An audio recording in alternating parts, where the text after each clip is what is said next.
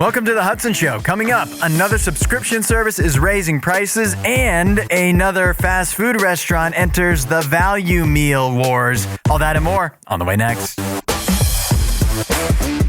It is the Hudson Show from RadioU. You're going to love this episode. Nikki joined me for quite a bit of it, so you're going to get to hear from her. That's something to look forward to. But first, I want to start with this, that the average cost to participate in a wedding now, to be a bridesmaid or a groomsman, according to Coupon Birds, whatever that is, they have determined that it is now $2,137. The average cost to be a part of a wedding party. That's actually insane. It's hard to believe, but then when you start adding things up, it does make a lot of sense when you're talking about the travel, the accommodations, the outfit that you have to purchase, the gift that you have to get. And then, of course, the bachelor or bachelorette party, that's going to be where a lot of the cost comes from. It gets to be insane. So now, I suppose, anytime somebody asks you to be in a wedding, you know in the back of your mind it was always going to cost you money, but now you have a price tag on it. Now you can ask yourself, well, do I really like this person $2,100 worth? Do I really want to spend $2,100 to essentially make this person happier to, be a part of their life? And I mean, I guess at the end of the day, how many people are really going to turn down being a part of a wedding? But then again, I can't say that I blame you if you go ahead and choose to do that. The question is, how do you say no? If somebody says, hey, would you like to be my groomsman?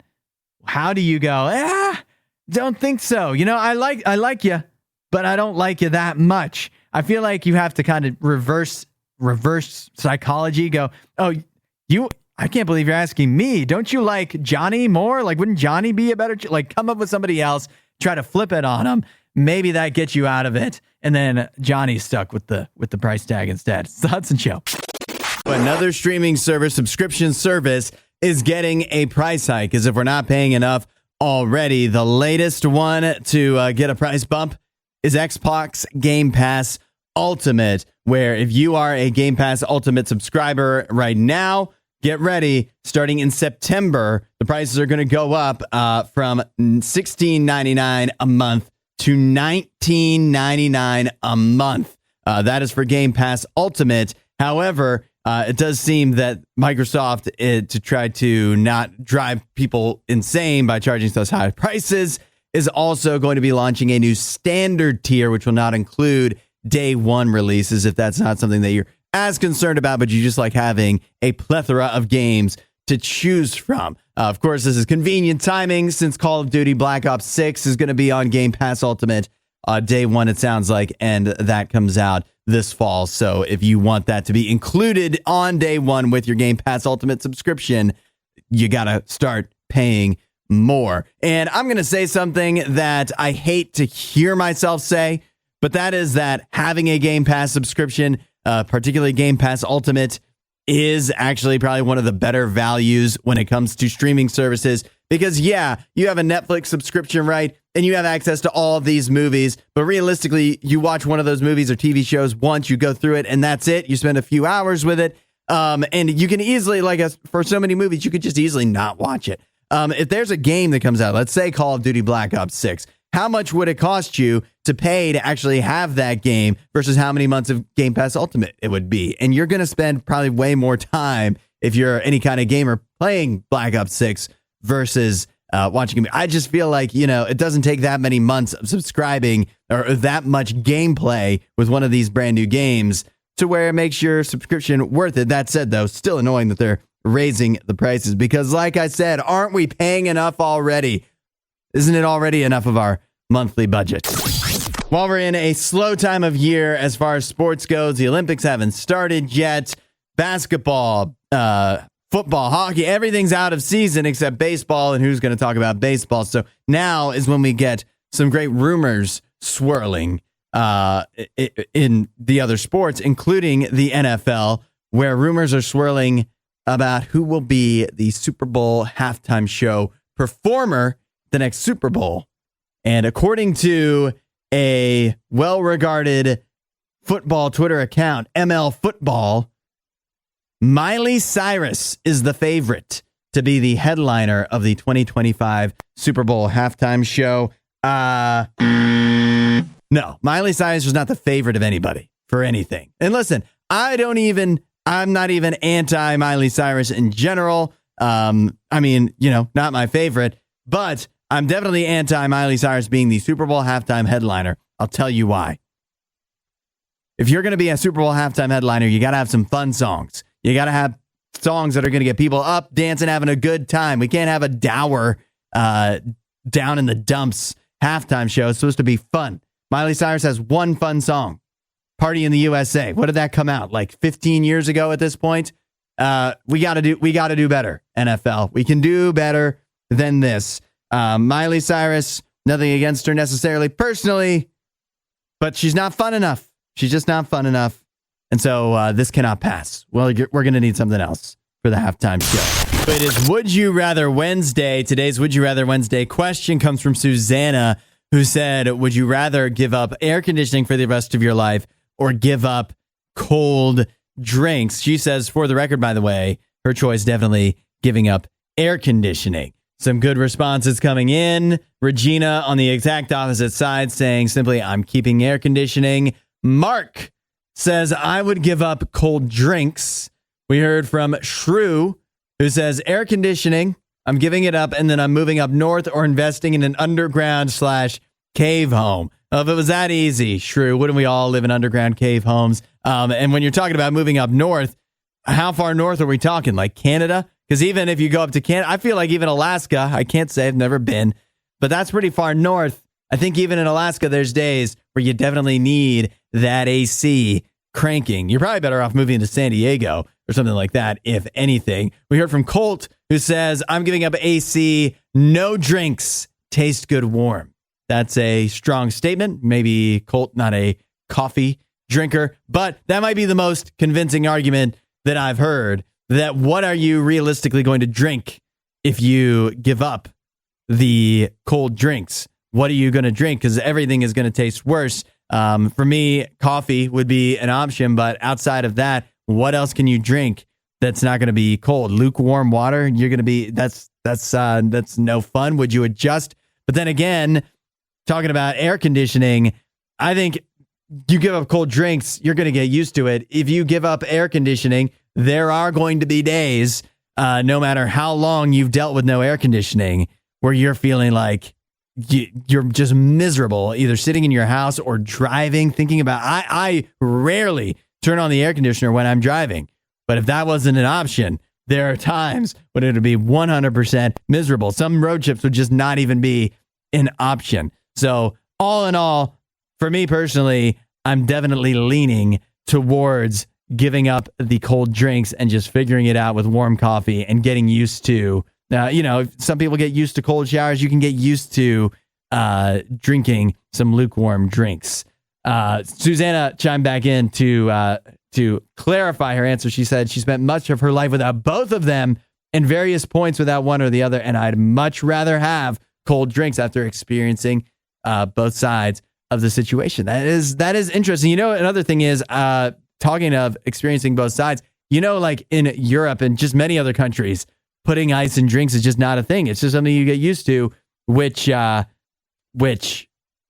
makes me yet again convinced that if many countries are just drinking warm drinks all the time, that tells me it's not that bad, and I think I could live with it. So I'm giving up the cold drinks and dealing with warm drinks and keeping my AC.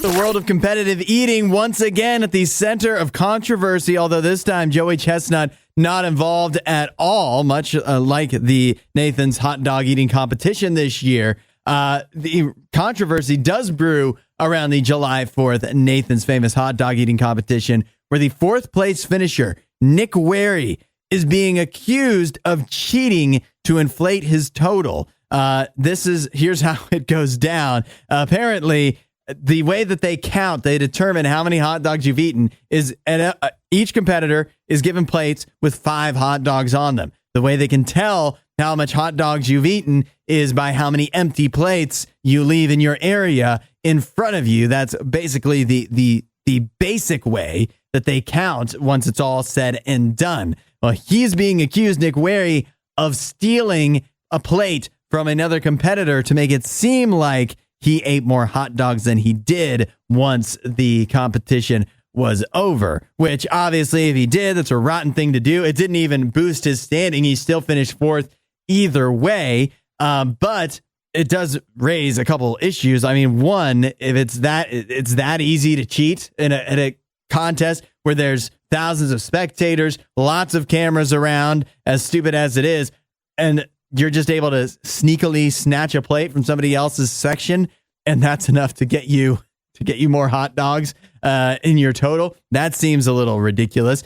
Maybe it's time for competitive eating to come into the 21st century here. Maybe we need some technology. Is there like VAR we can use, some VAR technology to track these hot dogs? Maybe not, because this is just a really stupid thing that doesn't need any more effort put into it whatsoever. In fact, we should all stop paying attention and get back to enjoying our hot dogs. Now, we got a little treat today since it is Giving Day. Nikki spending some time with us. Good morning, Nikki. Good morning, Hudson. Good morning, everybody. Happy Summer Giving Day. Yes, Summer Giving Day. Nikki, this has nothing to do with giving, though. I was just reading a story here I thought you might want to chime in on. Okay. It seems to be, granted, more uppity, bougie kind of places, but there are now people who are insisting on bringing their dogs on their honeymoon. And so there are fancier places like honeymoon resorts that are catering to the idea of bringing your dogs along, dog plural, along on your honeymoon. Oh, I don't know about. I mean, I think I would love to take. I have 3 dogs, so like, no. Yes. And they're not small dogs. They're all like 100 pounds. They don't get to travel with me because I feel like they cross into getting to like little human size. So no. But I mean, you have to buy actual plane seats for your dogs. Yeah, they're not fitting anywhere in the plane. So I don't know, like, would that be fun? Or I guess it's probably if you're a person who brings your dog with you anyways. Yeah. Like, do you have a dog bag? Then maybe this would be for you. These are definitely the type of people. If you're bringing your dog on your honeymoon, you're bringing that dog with you absolutely everywhere. So it would be weird to not have it. But that said, if you're that type of person, like the fact that we even have people like that means we've hit peak dog. We can't go. Now you're blaming people. What if, a lot of people got dogs during COVID and they're really codependent, very codependent. And so what if that's just a product of your dog can't have you leave them? So like it's your dog's fault. It's not your fault. Well, kind of, but like it's your dog's fault. Sure. I mean, I guess that's an excuse. The people that I'm reading about here that are doing this, though, it doesn't seem that way. It seems they are much more dependent on the dog than vice versa. But, at a certain point, I thought, well, it would be nice for dogs. Why can't dogs go on vacation? They're in the family. They can go. But then I also thought maybe for the dogs, the vacation would be getting away from you and you should send them off to go have a good time without you. Well, that's why these resorts have to have like the pet palaces and the little things where you go drop your dog off at the doggy daycare. And then you can go about and have your honeymoon day and your dog's there. It's having fun. Everybody gets to have a good time. Let me tell you, Hudson, I will tell you the one day I dropped off my dogs for doggy daycare and I picked them up and I paid like $20 each of them to go play during the day was the day I was like, I am not spending my money wisely. They can sit at home. Oh my God. Yeah. For $20. Absolutely. They don't need friends. I don't have friends. They don't need friends. That's right. They'll be fine. Nikki has decided to spend some time with us. Hudson, I'm not ice cream, okay? You keep saying I'm a little treat. I'm not ice cream. No, I think, you know what? I feel like, Nikki, you do this when you work out. If you exercise, you got to make sure you have something lined up, a treat afterwards. And so I feel like giving to RadioU kind of the same thing. Like you give to RadioU, but that is spending some money. So you got to have a treat lined up. And the treat is that Nikki is here. I thought we weren't supposed to live life that way, but sure. Whatever works. That's right. Whatever gets you through. Nikki, I don't know if you've been following this, but years ago, there was the chicken sandwich wars at fast food restaurants where it seemed like every single restaurant was developing their own new version of the chicken sandwich after Popeyes just came in and killed it. Everybody else tried to copy them, which obviously they couldn't. but that was the chicken sandwich wars. You have some thoughts on that? Yeah. But now we've moved on. And now it's the meal deal wars because every fast food restaurant is trying to prove that they're not too expensive anymore. I've seen so many YouTube videos of like people who go try like the McDonald's. There's the Burger King one. Wendy's has one. Yep. So I feel like that's kind of like the top tier of it's like $5 sort of meal deal things that they're really pushing hard. Yeah. Well, Arby's has entered the chat. Ooh, Arby's. Yeah. I like Arby's, even though they were expensive before everything became expensive. That's right. They were already expensive. Although if you go to like happy hour, it's not the worst. At Arby's has a happy hour? They do, yeah. Like a Sonic thing? Or? Yeah, right. Yeah, you can get like mix and match things for $2 to $6. I don't know. Don't quote me on that because Hudson, I don't know if it's still in effect. How often are you going? Well, listen. Arby's is in on the meal deal wars now. They have the shake up your burger meal, but I don't know if this actually counts. They're not even calling it a value meal. First of all, second of all, Nikki. It's $9. Oh, no, Arby's. It has to be closer to the $5. Yeah. That's not a deal. Six we can allow. 7 is pushing it. $9, it's not a value at all. I don't care what you're giving me. If it's a gold bar. Wait. So what is it again? Or like, what's the options? Because I know, you get a $5 deal and you're getting like some nuggets and a small fry, a drink, and like a cheeseburger. I feel like I hate this more when I read more about it. So Arby's now has burgers and they're trying to promote this. They've brought burgers back, their take. So you get one of their deluxe burgers and then either a medium crinkle or curly fry. Obviously you're choosing curly, and then a regular size shake. Well, I disagree. I like the crinkle cut fry that Arby's has, but this doesn't feel good enough. I don't know why. Something feels off. It's the price. This is, if you want a value meal, you go to McDonald's or Wendy's. And if you want to be a high roller, you go to Arby's. This is $9. That's expensive. It's also wrong, too, because Arby's is still about their roast beef stuff. So, like, don't be pushing the hamburger thing at us. Right. You can't make that work, Arby's. Yeah. You just can't make it work. They chose the one thing that they don't typically do. And then they're like, let's also make it more expensive than every other restaurant and try to promote that. Go back to your roast beef. We really, truly like that. Just leave it at that. Give us the shake up your roast beef meal. I think I'll be interested. Yeah, or the choice. Like that would have made more sense. Exactly.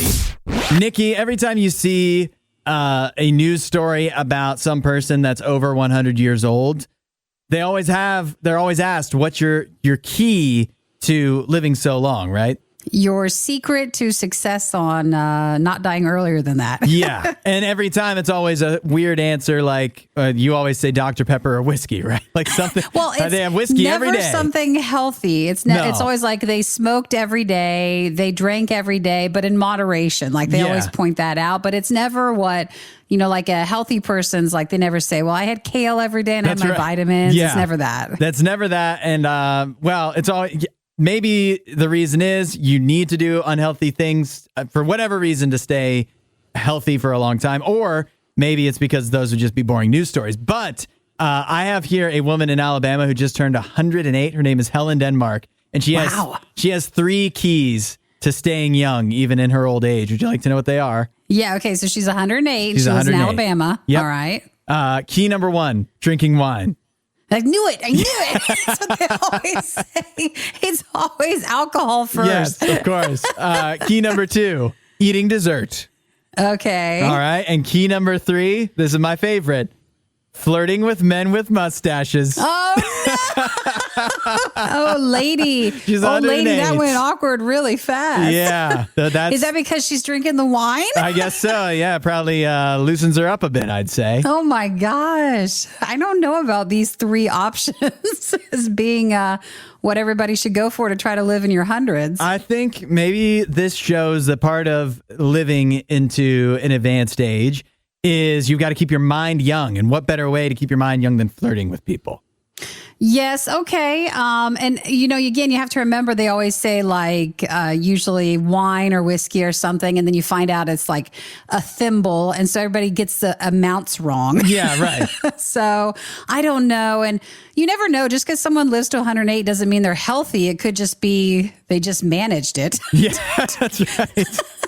They just managed to live that long. She said, well, I feel all right. I'll be here when I'm 110. She also said she still feels healthy and strong. So it's working. It's working. And you must flirt with a man with a mustache. That's a part of specific her. That it's not just any men. It's men with mustaches. Well, congratulations to her. That feels like congratulations to all the men with mustaches. Mustaches. Hey, how old are you guys living? But it also feels like that's something that's on a poster, like in her house, or like stitched on a pillow. Like she's got a tea towel. Yeah, let's say like in a grandma way. It's wine, like one of those dessert, and man with mustache. Check mark. You're going to see that in the Bed Bath & Beyond if they're still around. Her grandchildren must be not embarrassed at all. Her grandchildren are probably pretty old too at this point, since she's 108. You're right. Never mind, they are we're doing old. this too. That's the family secret. Yuck. I don't know if you've seen this coming up on your social media feeds, Nikki, but have you noticed people? It seems like something that would be on your page. Hugging and like having encounters with sloths. Oh yeah, sure. That's been around forever. Yeah. Not on my feed. For You page. Yeah, that's I know. Right. Listen, if it's an animal thing, it's on mine. That's what I'm saying. That's what I knew it. Well, I just want to let you and anybody who else might be considering a sloth encounter that you're not supposed to get that close to a sloth. So if there's places telling you, yeah, you can come here and hug our sloths, they shouldn't be telling you that. It's wrong. Now, Hudson. Yeah. I've had a sloth encounter. You had a sloth encounter? Of course. Do you think I'm going to walk past it or just ignore it or not have it? What do you mean? When did you... Sloths don't live in America, so where did you come across a sloth? Are you ready for this to sound? This sounds so much more bougier than it is, but I was in Panama and there's a rainforest near Panama City and you got to go there and there was it's like a zoo sort of encounter thing. And you better believe they had the sloths out. Oh no, Nikki. And you hugged it. Did you? Of course you actually hugged a sloth? Well, it was a quick one. You can't like hold it and just like walk around with it. You could like just, it's a little furry baby. Yeah, no, you couldn't do that, but you could just go pet it, kind of like hug it a little bit because it's got their little long fingernails. Oh yeah, they got some good claws on them, don't they? They do, and they don't want you like stealing the thing. But yeah, they had a big sloth encounter sort of thing. You could go spend time with them. You want to know the other reason that like right now activists, conservationists warning people, because I think now there's like pet stores and stuff in the US or like, zoos or whatever that have sloths that you can interact with. There's diseases, right? I think it's a negative disease. It's one of those. I'm not sure necessarily about that, but they say that sloths can break bones with their teeth. Their bite is so powerful that they can break a human bone. But they're so slow. Surely you can manage to duck or dodge or get around it. They really were very sweet. Like they're very, very sweet looking, but it is kind of strange. They're unique. You don't know because they're so slow and they have that cute look on their face, but you don't know what's going on inside that sloth mind. And we've all seen Zootopia, so that's really right. what we're going from. That is, if I was going to hug a sloth, it'd be because I love the sloth in Zootopia. That's our only sloth encounter we really, truly have. That's the only one that's safe. That's the distance you should be from a sloth every time. That's true. Yeah. Well, watch out. I didn't know. I mean, I see stories here of people. Not only can you get diseases, but yeah, you can get. People have reported here in the U.S. even getting bitten by sloths and having serious consequences because of it. But if you ever go back to, there was some sort of viral video. It's a baby sloth and he smiles. Oh my gosh. It's so cute. Well, baby sloths probably are safe. They don't have their teeth grown in yet. So you're fine. Yeah, you're right. So hug them here's all what you want. We're saying is skip the old ones. Just find a baby one and scare it by holding it. And it'll be much cuter anyways. Yeah, you'll be safe. Well, of course, you need the Hudson Show to start your day every day. Have you ever wondered, what is the Hudson Show? What does Hudson need to start his day every day? Well, the answer, of course, is coffee, which is why I have an issue here at the RadioU studios, and that is that our Keurig machine has betrayed me. It's betrayed me multiple times this week. Has anybody else experienced this? Your Keurig machine, for days, for months, you'll use it. No issues. And then out of the blue, it starts just exploding. What I have had, this is the second time this week, is a Keurig pod that, first of all, gives me, if I was just to not even open up the Keurig and just go with the cup of coffee it gave me, it's about half of the size that it should be, as far as like there's half of the water that's meant to be in my coffee cup. And of course, it's filled with coffee grounds. And then you open up the Keurig and it looks like a bomb went off. There's coffee grounds absolutely everywhere, all in the crevices, the crannies, the nooks inside the Keurig machine. And there's no easy way to clean it. When I tell you that I spent half an hour of my morning today cleaning the RadioU Keurig machine, that's not an exaggeration. It might have been longer. And so and this is the second time this week that this has happened. Earlier this week when it happened, I did make another cup of coffee afterwards and it was fine. Today, not so. The Keurig machine is sitting over there and it is just caked in coffee grounds because I made a cup. It exploded. I cleaned it out. I spent blood, sweat, and tears pouring into trying to fix the Keurig machine. And then I was like, okay, at least now I'll get a cup of coffee again. No, then it exploded again. What is going on here? What is wrong with this thing? Who is sabotaging my morning and therefore sabotaging the morning of all RadioU listeners by ruining our Keurig, by messing with it? I don't know what happened here. Has this ever happened to anybody else? I truly want some help here because at the moment I've not had a cup of coffee today. This is a difficult spot for me to be in. You don't know who Paul Skeens is yet. You should. He's the best, least exciting player in the least exciting sport. It's not his fault, but he's a rookie pitcher for the Pittsburgh Pirates in baseball. The problem is when you're just a dominant pitcher, that is the most boring thing to experience because that just means you're pitching a whole bunch. You're just throwing the ball over and over again and nobody's hitting it. Not very exciting to watch, but that's exactly what happened in his last outing against the Milwaukee Brewers, where Paul Skeens, rookie pitcher for the Pittsburgh Pirates, literally pitched 7 innings, no-hit baseball. And then he was taken out of the game with a chance, of course, to complete a complete game no-hitter. He was removed from the game. Mind you, this is the second time this has happened in his rookie season. He already earlier this year had a no-hitter that he was removed from. And subsequently, one of the other Pirates pitchers did wind up giving up a hit. They still won the game. But this is just one of those situations. There's just no one-to-one comparison for real life. This does not happen anywhere else except in sports, except really in baseball. Like there's no construction guy that's like, man, Leo is having just an all-time day of jackhammering. Well, you got to stop him. You got to get Leo off of that jackhammer. We might need him to jackhammer 3 years from now. What if he gets injured jackhammering now on this great day of jackhammering and we'll never be able to have him jackhammer for us again? Things will never be the same. We got to have save him for when we have a better team around him. Today is not the day for him to just go dawn till dusk jackhammering, even though he's like, there's just no, in what other walk of life, in what other situation, what other profession are you removed from your job when you're doing the best job you can ever do because they might need you to do that job in the future? It just doesn't happen. It's a baseball thing. It's only a baseball thing. And if I'm going to be honest, I don't like it. It kind of sucks.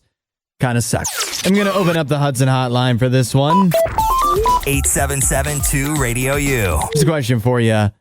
What is a small, mundane task, an everyday task that you take too seriously? Something that you think you're really good at, pay a lot of attention to, that most people do over and over again and don't even think about it. I'll give you an example.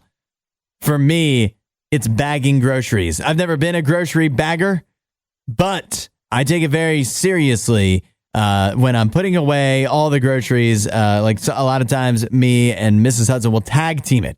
We'll do the self-checkout. She checks everything out, and then I'm the bagger, and I take it very seriously. I keep all the frozen stuff together, the refrigerated stuff together, try to organize it.